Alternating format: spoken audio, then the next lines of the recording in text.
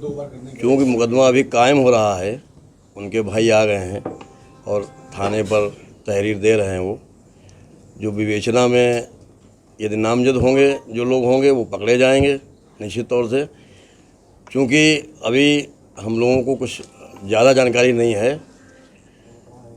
ये आपस में दो अधिवक्ता लड़ते थे जिनके एक दूसरे पर 20-20 मुकदमे थे। और यदि आप चाहेंगे तो मैं आपको उसकी जो है मुकदमों की वो मैं एक एक करके आप लेते रहिए फ़ोटो। ये मुकदमों का डिटेल है, एक दूसरे पर मुकदमे हैं ये। और ये अधिवक्ता महोदय जो हैं आपस में इन्हीं मुकदमों को लेकर लड़ते थे और मारपीट करते थे। 2 महीने पूर्व भी ये कोर्ट में लड़े थे, जिस पे मैंने इनको वार्निंग दी थी कि यदि आप लोग लड़ाई बंद नहीं करेंगे तो मैं बार सिंह से रिस्ट्रिकेट कर दूंगा आप लोगों को। कौन वकील था जिसके? सुरेश कुमार गुप्ता और भूपेंद्र सिंह। ये चूँकि पहले से ही ये सन 2000 से उनके मकान में रहते थे और वहीं किसी बात को लेकर इनका विवाद हुआ। ये सुरेश कुमार गुप्ता की ही तहरीर है, मेरे पास आई थी। अध्यक्ष जी, क्या ऐसे वकीलों की कोई और जांच करेंगे जो स्टाइल से हैं कि वो और केस लड़के खुद के ही केस लड़ने के लिए वकालत करने का कोई ऐसी जांच या कोई कार्रवाई करेंगे इसके लिए? बार संघ इसके लिए जिम्मेदार नहीं है भैया।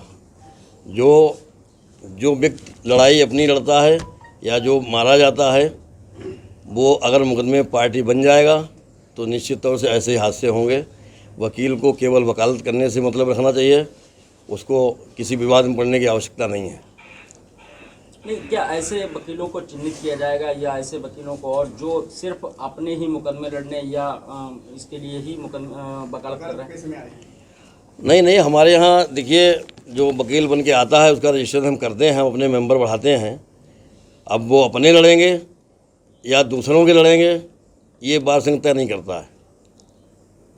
आज जो घटना है उसको लेकर के अगली रणनीति क्या होगी?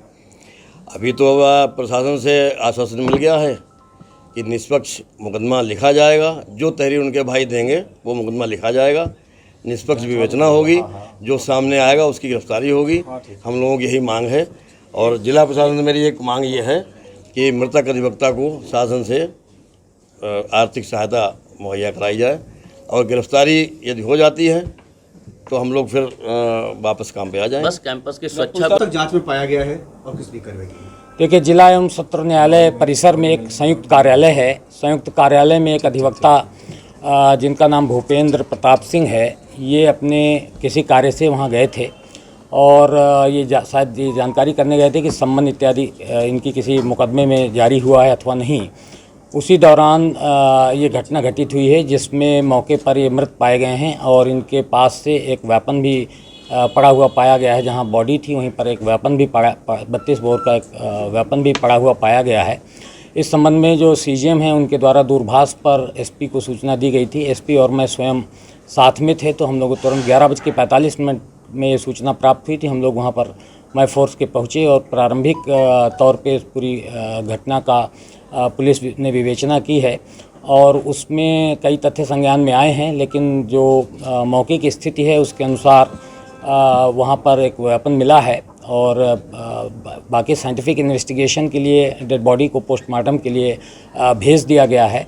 बाहर के पदाधिकारियों से बात हुई है और उनके द्वारा अवगत कराया गया है कि इनको लेकर कुछ मुकदमे चल रहे थे और ये 2020 के अधिवक्ता थे। 2019 में इन्होंने पंजीकरण कराया था और 2020 में इनको बार की सदस्यता दी गई थी और ये सामान्य रूप से अपने ही मुकदमे जिनमें ये वादी या प्रतिवादी हैं उन मुकदमों में ही पैरवी किया करते थे। बाकी चीज़ें अभी पुलिस बहुत अर्ली स्टेज में है, पुलिस अपनी विवेचना कर रही है और जब कुछ नए तथ्य सामने आएंगे तो आप लोगों को एक बार पुनः इसके बारे में अवगत कराया जाएगा। इसमें ये बात है कि जो प्रीमा फेसाई जो बॉडी वकील साहब की मिली है तो उसमें एक तो कान के करीब 1 सेंटीमीटर पीछे गन शॉट वूंड है और ब्लैकनिंग वगैरह काफ़ी क्लियरली दिख रहा था जो फिज़िकली देखने पे है। और इसकी जो साइंटिफिक एविडेंसेस हैं वो कलेक्ट की गई हैं, जो हमारी फॉरेंसिक टीम है उसने कलेक्ट की है। तो इसलिए अभी ये कहना बहुत जल्दी होगा कि क्या एक्चुअली हुआ होगा। जो व्यक्ति वहाँ मौजूद था उसका कहना था कि उनके आसपास और कोई व्यक्ति नहीं था, अधिवक्ता जो थे उनके आसपास। यद्यपि इनकी जो मुकदमे चल रहे हैं वो भी एक अधिवक्ता से ही चल रहे हैं वो भी सुरेश कुमार गुप्ता, वो उन्होंने भी हाल में ही वकालत शुरू की है, उन्हीं से मुकदमे इनके आपस में चल रहे हैं। तो इस पर भी हम लोग गहराई से विवेचना कर रहे हैं और इसको बिल्कुल जैसा होगा साइंटिफिक एविडेंसेस के आधार पर कार्रवाई सुनिश्चित की जाएगी। उनके जो परिवारजन हैं वो आए हुए हैं और उनकी तरफ से तहरीर ली गई है और उसके आधार पर अभियोग भी पंजीकृत किया जा रहा है थाने पर, और विवेचना में जो भी तथ्य आएंगे उसके अनुसार हम बिल्कुल निष्पक्ष रूप से विवेचना साइंटिफिक एविडेंसेस के साथ करेंगे, ये सुनिश्चित।